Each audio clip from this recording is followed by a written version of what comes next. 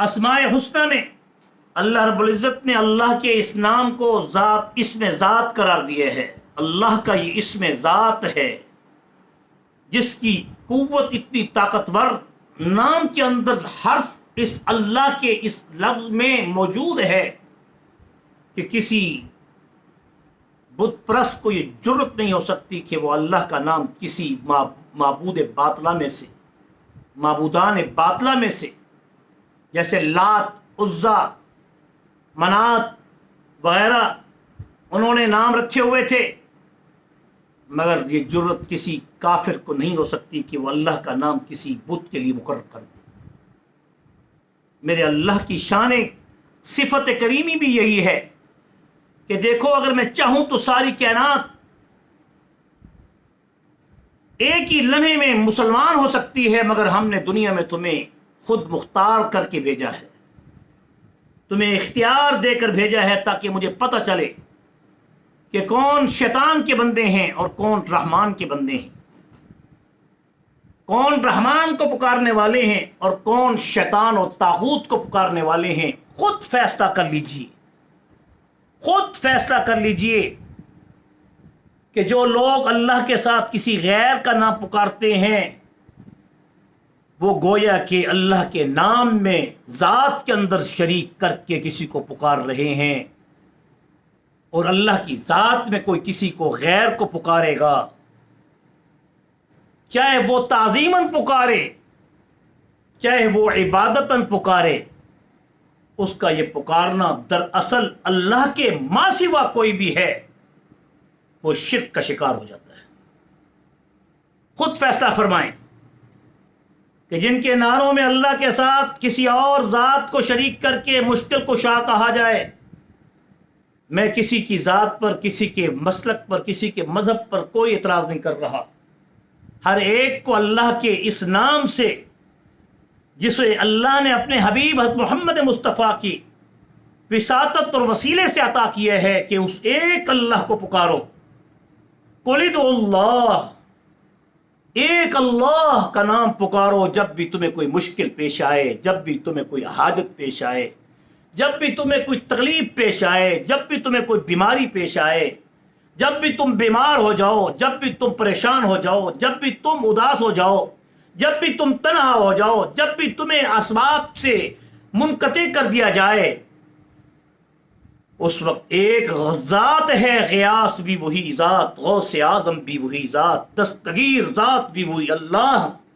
کوئی دستگیر نہیں، کوئی غوث اعظم نہیں، کوئی داتا نہیں، کوئی دیتا نہیں۔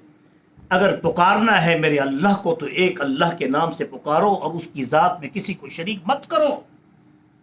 میرے اللہ کو کسی گناہ پر اتنا غصہ نہیں آتا جتنا کہ اللہ کے نام میں کوئی شخص کسی کو شریک کر کے جب پکارتا ہے تو اللہ کی غیرت سخت ہو جاتی ہے، قہر، غضب اللہ کا بڑھ جاتا ہے۔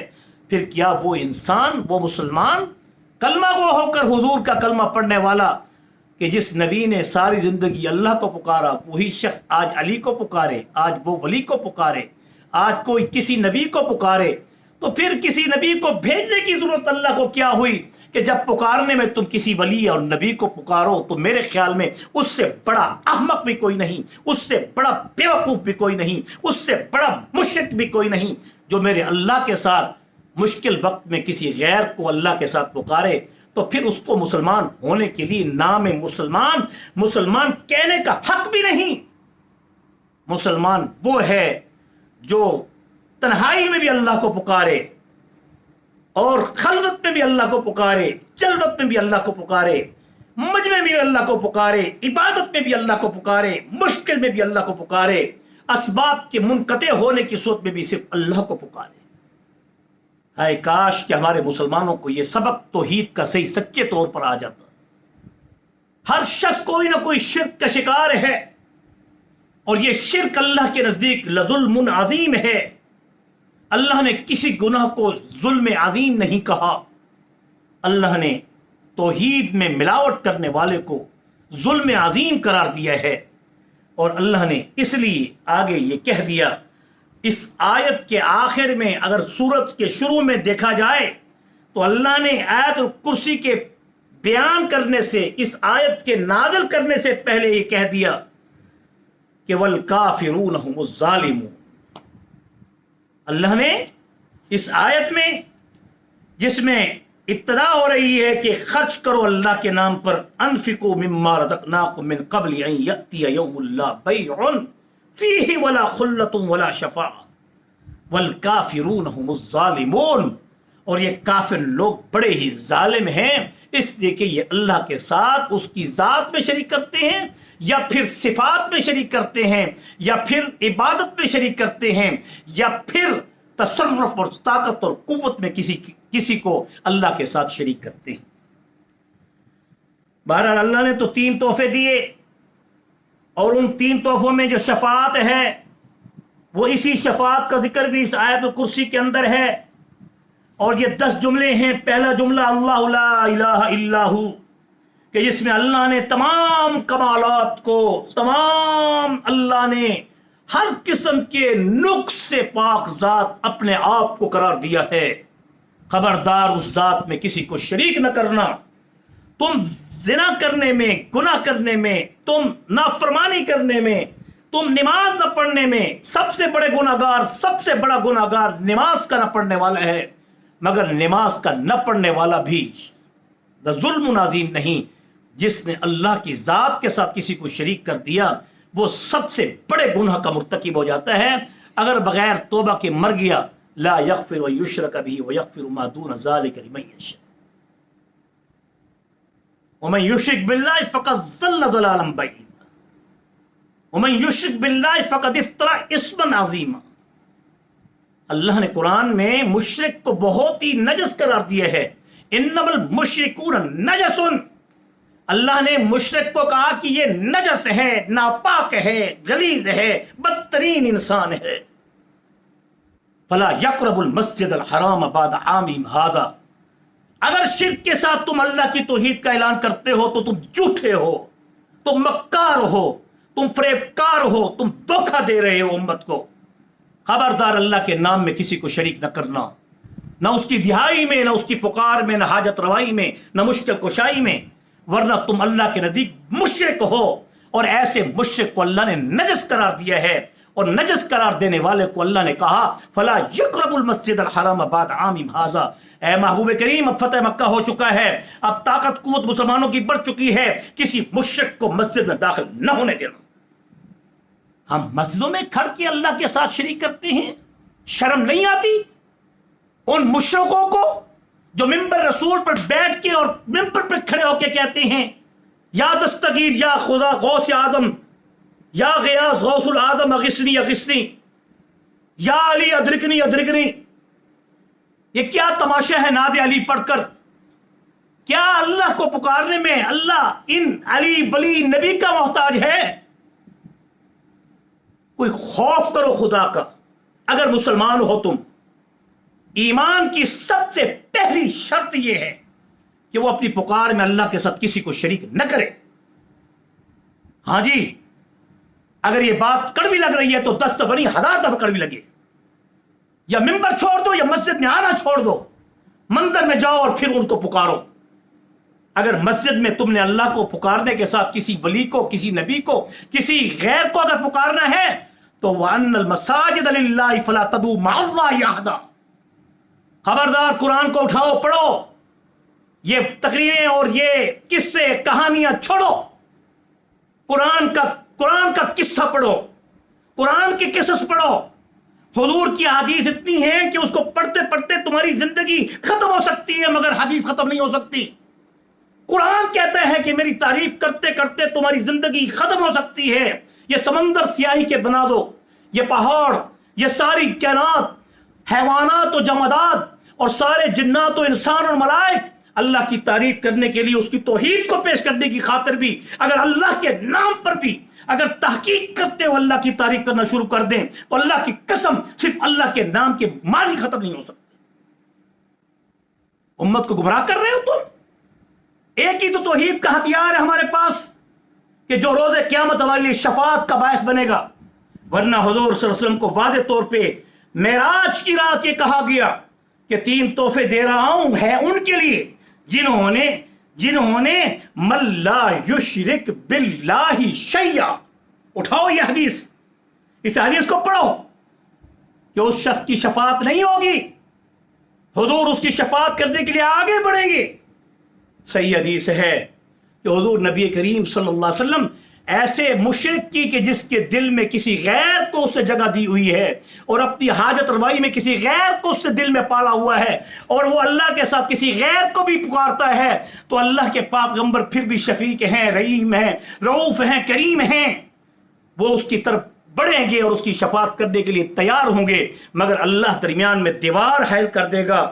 جیسے کہ ابراہیم اپنے باپ کے لیے جب دعا کریں گے کہ میں نے وعدہ آپ سے لیا تھا، اس وعدے کو پورا کر، لاستغفرن لک، کہ میں نے اپنے باپ سے یہ کہہ دیا تھا کہ تیرے لیے میں استغفار کروں گا. آج باپ مجھے اس آیت کا، اس وعدے کا مجھے دلاسا دے رہا ہے، مجھ سے وہ وعدہ ایفا کرنے کو کہہ رہا ہے. اے اللہ میں کیسے اس کے حق میں استغفار نہ کروں؟ وہ پیغمبر اپنے باپ آزر کے لیے جب اس کی استغفار کرنا چاہیں گے تو اللہ کہیں گے ذرا مڑ کے دیکھ، جس نے تیرے پلو کو پکڑا ہوا ہے، اس باپ کو تو دیکھ ذرا جس کی تو شفاعت کرنا چاہتا ہے.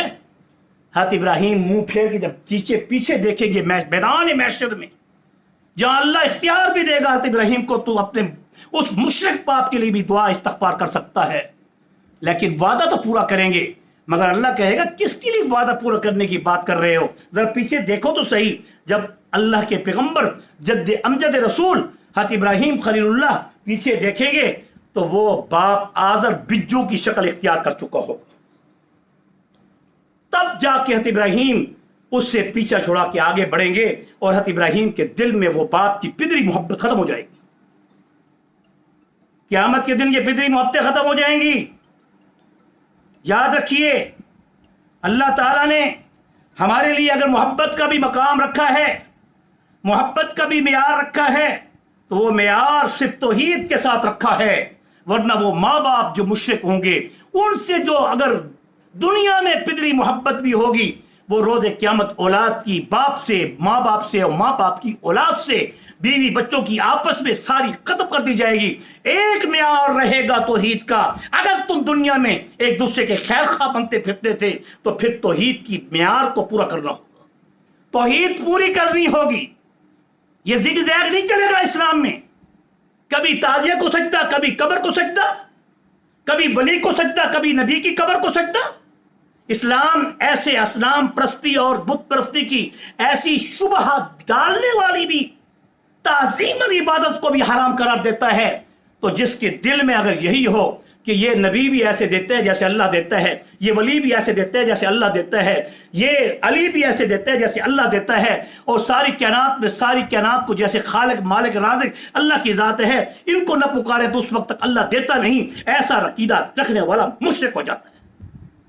جاؤ کسی بڑے سے بڑے ولی سے پوچھو، کسی بڑے سے بڑے عالم سے پوچھو، اپنے ہی مستند عالم سے پوچھ لو، اپنے ہی مستق کے عالم سے جا کے پوچھ لو. اگر وہ سچا مسلمان ہے، اگر وہ صحیح عالم دین ہے، کیوں نہ بتاؤں کہ آج اتنی ڈھٹائی کے ساتھ اسلام اور دین کو مذاق بنایا گیا ہے، اور پھر کہتے ہو کہ ہم حضور کی شفاعت کے ہم ہی مستحق ہیں.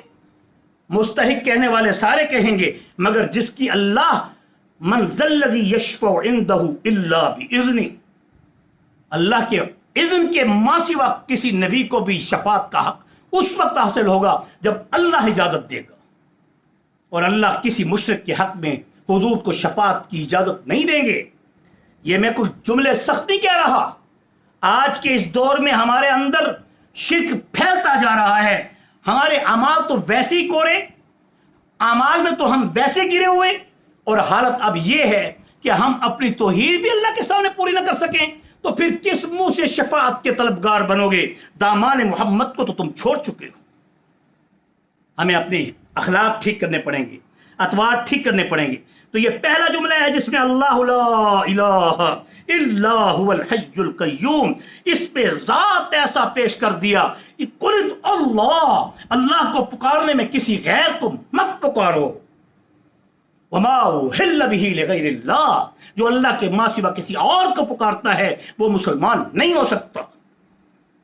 دوسرا جملہ الحی القیوم، اللہ ہمیشہ سے ہے اور اللہ ہمیشہ قائم بالذات ہے. اس قائم بالذات ہونے میں جس نے خود کو قائم کیا ہوا ہے وہ کسی دوسروں کو قائم رکھنے اور سنبھالنے میں بھی کسی کا محتاج نہیں، اور اپنے قائم ہونے کی صفت خاص میں وہ کسی مخلوق میں کسی کا محتاج نہیں، اور مخلوقات کو بھی قائم رکھنے میں، آسمان و زمین کو قائم رکھنے میں اس کے لیے کوئی تھکاوٹ نہیں، کوئی اکتاہٹ نہیں، کوئی نیند نہیں، کوئی اس کے اندر اونگ نہیں. اللہ اکبر. میرے اللہ کی تعریف کیسے بیان کروں؟ کلیجے پھٹ جائیں اللہ کی تعریف کو جو توحید کے ساتھ ہے. زمین و آسمان ہل جائیں اللہ کی توحید میں. خبردار، ایک ذرہ بھی شک کرنے والا اللہ کی غیرت کو للکار رہا ہوتا ہے، اللہ کی غیرت کو للکار رہا ہوتا ہے. اللہ کو کسی گناہ پر اتنا غصہ نہیں آتا جب کوئی مشرک بن کے اللہ کے ساتھ بھی سجدہ کرے، 5 وقت کی نماز بھی پڑھے، اور کبھی کبھی جا کے کسی قبر کا بھی سجدہ کر لے، کبھی کبھی جا کر کسی قبر کے سامنے بھی سر ٹیک لے، کبھی کبھی جا کر کسی قبر کے اوپر بھی کوئی نیاز نظر و نیاز کر دے. صرف بکرا ذبح کرنا حرام نہیں ہے، بلکہ کوئی مٹھائی بھی اگر قبر کے اوپر اس لیے تقسیم کر رہا ہے کہ اس تقسیم قبر پر اس قبر کی برکت سے یا اس قبر والے کے تقرب سے یہ میری خیرات قبول ہوگی، یہ بھی شرک ہے. اس کا کھانا بھی ایسے حرام ہے جیسا کہ لحم الخنزیر والدم اور خون. خبردار، جیسے خون حرام ہے، بلڈ حرام ہے، لحم خنزیر سے بڑھ کر کوئی نجس عین کوئی چیز ہو سکتی ہے؟ اللہ نے کہا انما الخمر والمیسر، کیسے وہ آیت آتی ہے قرآن مجید میں کہ ہم نے تمہارے لیے وما اہل به لغیر اللہ فمن اضطر غیر باغ ولا عاد فلا اثم علیہ. یہ حرام جانور، اتنا بڑا جانور حرام، نجس عین. اللہ نے کہا کہ اگر میرے نام کے ساتھ کسی اور کو شریک کر دیا اور اس قربانی کو یا اس مٹھائی کو کسی غیر کے ساتھ تقرب کے طور پر پیش کیا، وہ ایسے حرام ہے جیسے خنزیر حرام ہے، جیسے پگ سور حرام ہے. اللہ تعالیٰ فرماتے ہیں دوسرا جملہ کیا ہے کہ وہ ذات قیام قیوم ہے. خبردار، کسی کو قیوم مت کہا کرو، عبد القیوم کہا کرو. قیوم ذات صرف اللہ کی ہے، کوئی نہیں. اس قیوم قیام کرنے والی ذات میں کوئی شریک. گناہگار ہے وہ شخص جو اس مسئلے کو جاننے کے باوجود بھی پھر بھی کسی کو قیوم پکارتا ہے. جب ایک عام انسان کو بھول کر قیوم کہنے سے اللہ منع کر رہا ہے، رسول منع فرما رہے ہیں، تو کیا اس بندے کو یہ اختیار حاصل ہوگا کہ وہ کسی غیر کا سجدہ کرے اور اللہ اس کو معاف کر دے؟ ان الشرک ظلم عظیم. انسان بنو، اپنی طرف سے توحید کی تعریفیں کرنا چھوڑ دو. قرآن بھرا پڑا ہے، احادیث بھری پڑی ہیں. اگر قرآن نہیں آتا تو کسی قرآن والے سے قرآن سیکھو. یہ بدتمیزی چھوڑ دو اپنی مرضی سے. قرآن کے معنی کرنے والے، قرآن کے معنی سیکھنے ہیں تو قرآن والوں سے سیکھو، صاحب قرآن سے سیکھو، صاحب قرآن کے باتوں سے سیکھو، قرآن و سنت کی روشنی میں سیکھو. اپنی مرضی سے قرآن و سنت کی تعویلیں کرنے والے، کیا تمہیں تعویل کی ضرورت پڑ کیوں رہی ہے جب قرآن و سنت پورے بین وضاحت کے ساتھ ہر چیز پیش کر رہا ہے؟ جتنا وضاحت کے ساتھ اللہ نے شرک کو پیش کیا ہے، جتنی وضاحت کے ساتھ اللہ نے توحید کو پیش کیا ہے، کسی بھی ایسے مسئلے کو اللہ نے وضاحت سے پیش نہیں کیا. پھر بھی اگر کوئی اس کے باوجود کہے نہیں بھائی میں تو ان کے تقرب، میں تو ان کے بس وسیلہ صرف اور صرف اتنا ہے. سن لو اچھی طرح سے، وسیلہ صرف اتنا ہے کہ ہمارے محبوب محمد مصطفیٰ صلی اللہ علیہ وسلم کی تعریف اس قدر ہے کہ اللہ نے اپنے حبیب کے ذریعے اپنی تعریف کرائی.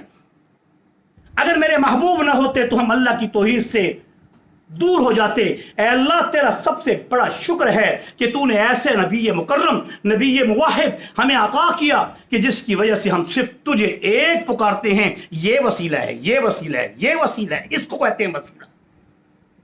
اس کے ماں سوا مدد مانگنا، اس کے ماں سوا دعائیں کرنا، اس کے ماں سوا مشکل کشا کہنا، اس کے سوا حاجت روا کہنا، خبردار یہ وسیلے کی تعریف نہیں ہے، نہیں ہے، نہیں ہے. اور یہ بھی یاد رکھیں وسیلے کا کرنا کوئی واجب نہیں ہے.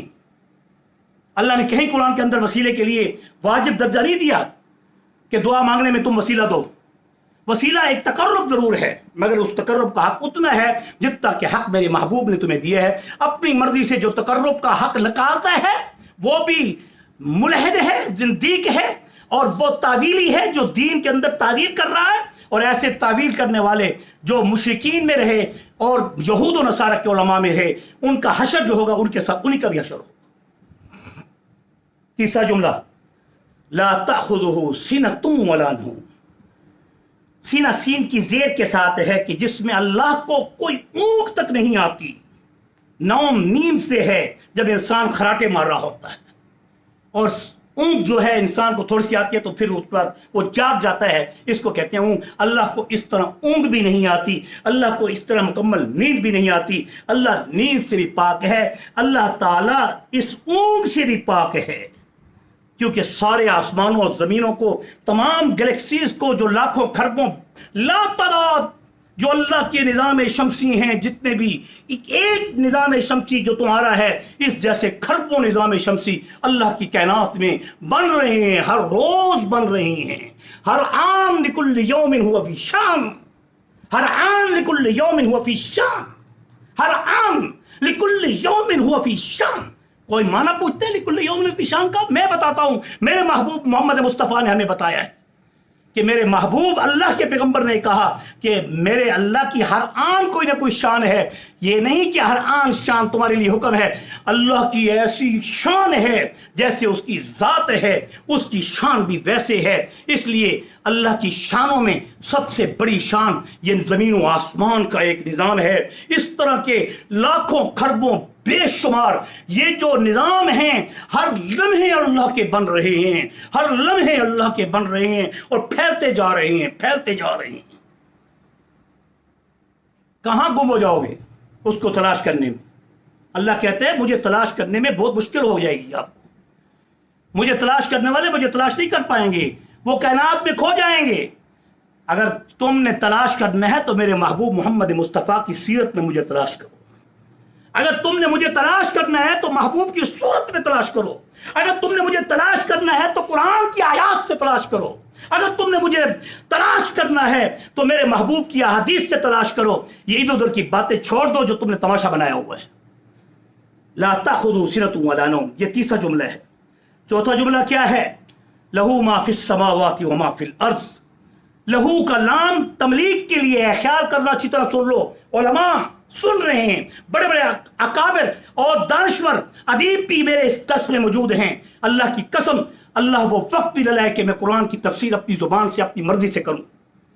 मैं अपने अकाबिर और उलमा की, अहले हक उलमा की उस तफासिर को देख कर आपके सामने तशरीह कर रहा हूं। यहाँ लहू का जो लाम है ये तमलीक की खातिर है, मलकियत की खातिर है। ज़मीनों आसमान में जो कुछ भी है, जो तुम्हें नजर आ रहा है, जहां तक इसी तक तो मान लो, इसी के नीचे तक तो मान लो कि जो कुछ भी है तमलीक सिर्फ एक अल्लाह की है, मलकियत एक अल्लाह की है जो तमाम आसमानों और ज़मीनों का मालिक है। ये चौथा जुमला है। पांचवा जुमला, मन ज़ल्लज़ी यशफ़अउ इंदहु इल्ला बिइज़्निह।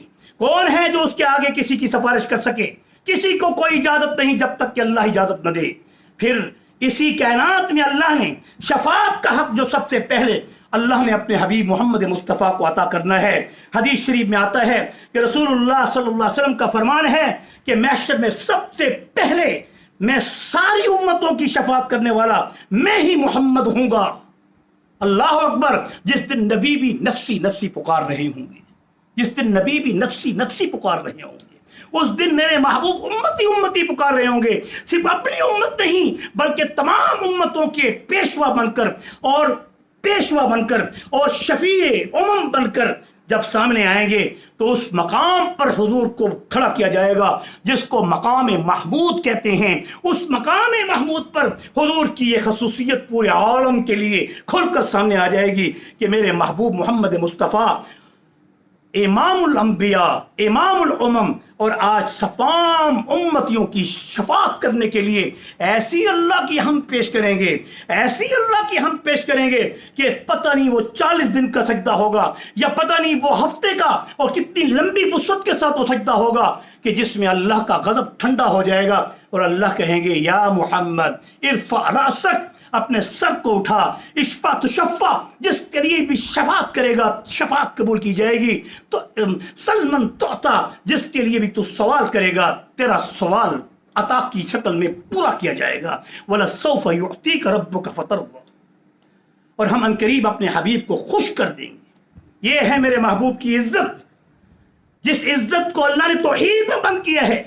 یہ ہے میرے محبوب کی عفت، جس عفت کو اللہ نے اپنے حبیب کی عفت کو اس توحید میں بند کیا ہے۔ یہ ہے وہ طہارت، اور یہ ہے وہ شفاعت، اور یہ ہے وہ وسیلہ جس کو اللہ نے اپنی توحید کے اندر بند کیا ہے۔ خبردار مشرکو، ذرا بھی اگر تم نے اللہ کے ساتھ شریک کیا تو حضور کی شفاعت سے محروم ہو جاؤ۔ ڈرو اللہ سے، اگر گناہ کر چکے ہو معافی مانگو، اس رب کے سامنے جھکنا سیکھو، اس رب سے مانگنا سیکھو جو کسی کا محتاج نہیں۔ اسی پر میں اپنا آخری جملہ کہ 7واں جملہ وَلَا يُحِيطُونَ بِشَيْءٍ مِّنْ عِلْمِهِ إِلَّا بِمَا شَاءَ، کہ جس چیز میں اللہ نے مخلوقات کا علم رکھا ہے، یہ کائنات کا احاطہ کوئی اس علم کا نہیں کر سکتا سوائے اللہ کے۔ وَلَا يُحِيطُونَ، کوئی احاطہ نہیں کر سکتا، بِشَيْءٍ، ایک ذرہ بھر جو تمہیں علم دیا گیا ہے، کائنات کا علم، ٹیکنالوجی کا علم، کائنات کی ترقی کا علم، وہ ایک ذرے کے برابر ہے۔ من علم ہی، اس کے علم کے مقابلے میں کوئی بھی اس کے علم کا احاطہ نہیں کر سکتا، الا بما شاء، مگر جسے اللہ پھر اپنے علم سے منور کر دے، جیسے انبیاء کو منور کیا اور انبیاء کے سچے وارثوں کو اللہ نے اپنے علم سے منور کیا۔ یہ زبان ایسے نہیں چل رہی، یہ بولتی ایسے نہیں بول رہی، یہ توحید کی زبان سے بولے گی تو اللہ ایسی علم کی وہ گتھیاں سلجھائے گا کہ جس سے انسان کی عقل برت حیرت میں ہو جائے گی۔ آؤ اس نبی کے سیرت و صورت کو اپنا کر اس توحید کے رنگ میں اللہ کی عبادت کرنے والے بن جاؤ۔ ہم تمہارے ہاتھ بن جائیں گے، تمہاری زبان بن جائیں گے، تمہاری آنکھ بن جائیں گے، تمہاری حرکت و سکن بن جائیں گے۔ من کان للہ کان اللہ لہ، جو اللہ کا ہو جاتا ہے توحید میں کامل، اللہ کائنات کو اس کا خادم بنا دیتا ہے، وہ مخدوم کائنات بن جاتا ہے۔ 8واں جملہ وَسِعَ كُرْسِيُّهُ السَّمَاوَاتِ وَالْأَرْضِ، اب علم کا احاطہ تو تم کر نہیں سکتے، یہ تو بہت بڑی بات ہے، اس کی کرسی کا احاطہ بھی نہیں کر سکتے، جس کرسی نے پورے آسمان و زمین کو ڈھانپا ہوا ہے۔ وَسِعَ كُرْسِيُّهُ السَّمَاوَاتِ وَالْأَرْضِ، کہ جس کی کرسی اتنی بڑی ہے وسعت میں کہ جس نے ساتوں اور زمینوں اور ساتوں آسمانوں اور تمام گلیکسیز کو اپنے اندر چھپایا ہوا ہے۔ ہاں جی، ما قدر اللہ حق قدری والارض جمیعا قبضته یوم القیامہ والسماوات مطویات بیمینی، یہ کائنات کی جتنی گلیکسیز، ملکی ویز، یہ جتنی بھی اجرام فلکی ہیں، یہ میرے اللہ کی مٹھی اور میرے اللہ کے مکے کے ارد گرد گھوم رہی ہیں۔ کل فی فلک یسبحون، کل فی فلک یسبحون، ہر چیز میرے اللہ کی مٹھی کے ارد گرد گھوم رہی ہے اور اس کی طاقت میں اور قوت و دستس کے اندر گھوم رہی ہے۔ ایک لمحہ آگے ایک لمحہ پیچھے نہیں ہو سکتی، نہ سورج غروب ہو سکتا ہے، نہ سورج طلوع ہو سکتا ہے، نہ سن رائز ہو سکتا ہے، نہ سن سیٹ ہو سکتا ہے۔ آئیے اس عظیم کرسی کا حال بھی سنیے۔ حضور نے فرمایا ثم استوى علی العرش، قرآن کی آیت ہے، اس کرسی میں جو عرشہ ہے، جو تختہ ہے،